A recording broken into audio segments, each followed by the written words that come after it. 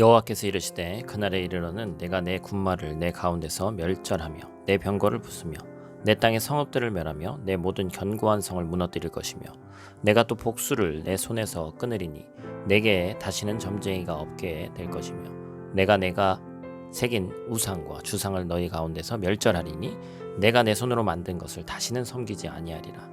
내가 또 내 아세라 목상을 너희 가운데서 빼내버리고 내 성읍들을 멸할 것이며 내가 또 진노와 분노로 순종하지 아니한 나라에 갚으리라 하셨느니라. 아멘. 샬롬. 오늘도 하나님의 말씀으로 하루를 시작하신 여러분들에게 하나님의 은혜와 평강이 충만하게 넘치시기를 간절히 축복합니다. 오늘 본문은 하나님께서 이스라엘의 구원자이신 이제 메시아를 보내신 뒤에 어떻게 심판을 하시는가에 대한 또 나타내는 본문이죠. 계속해서 심판과 회복의 메시지가 반복되고 있는 거예요.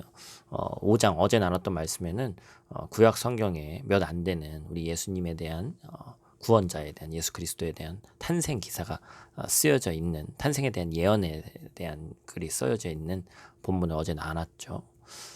그래서 오늘 본문은 이제 잘못된 것을 고치기 위해서 해야 될 일이 있는데 회복을 방해하는 요소들을 제거하는 것에 대해서 미가 선지자를 통해서 하나님께서 말씀을 하십니다.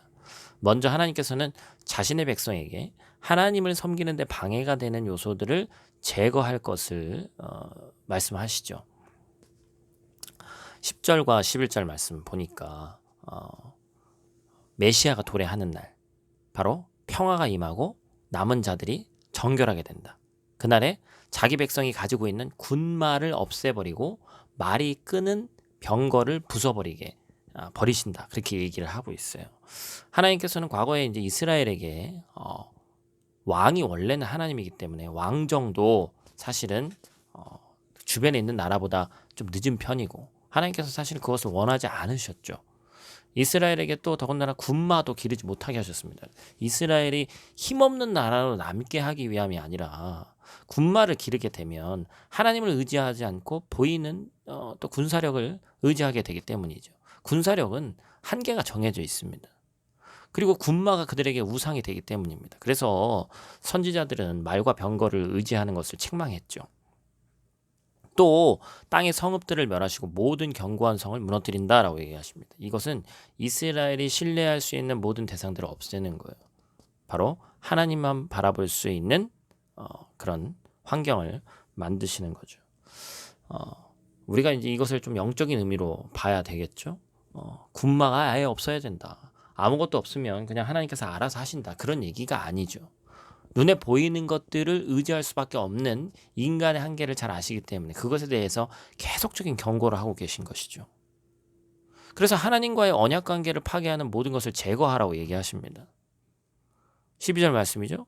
뭐라고 쓰여 있어요? 복술 같은 것, 어떤 징조나 예언을 얻기 위해서 막대기나 반지 등을 사용해서 점치는 것, 그것을 끊어버려라. 유다 땅에 점쟁이가 없게 하겠다. 점쟁이는 미래의 일을 예측하는 귀신 들린 자입니다. 이들은 미신적인 행위로 백성들을 잘못된 길로 빠지게 하죠. 그래서 그런 행위 자체를 없애시는 거예요. 그리고 마지막 경고는 뭡니까? 14절 그리고 15절이죠. 하나님께서 아세라 목상을 그들 가운데서 빼버린다.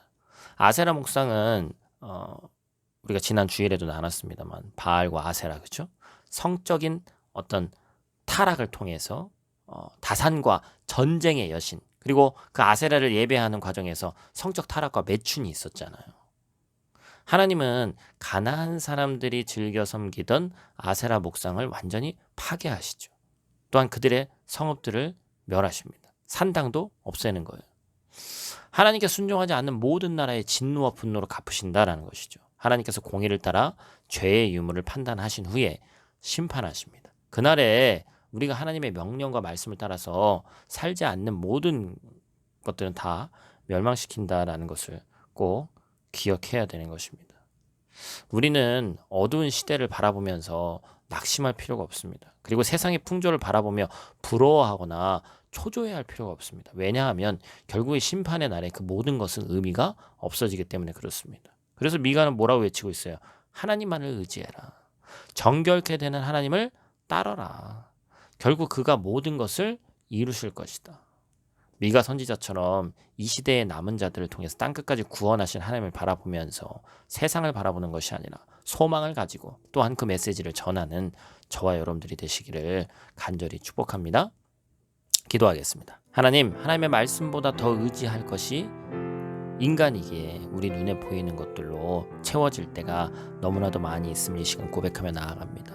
하나님, 보이지는 않지만 어쩔 때는 믿어지지도 않지만 기록되어 있는 하나님의 말씀, 나에게 주시는 그 하나님의 말씀이 우리 신비에 새겨져서 눈에 보이는 우상을 쫓는 것이 아니라 하나님의 말씀, 그 신실하신 하나님의 말씀을 붙들고 하루하루 걸어가는, 승리하는 귀하고 복된 주의 백성들 될 수 있도록 하나님 함께하여 주시옵소서. 오늘도 만나는 모든 이들에게 예수 그리스도의 향기를 전할 수 있는 자들 되게 하시고, 단지 살아가는 것에 그치는 것이 아니라 하나님의 말씀대로 살아가는, 말씀을 토대로 살아가는 귀하고 복된 주의 백성들 될 수 있도록 하나님 힘을 더하여 주시옵소서. 오늘 하루도 눈동자와 같이 지켜질 줄 믿사오며 예수님 귀하신 이름으로 기도드립니다. 아멘.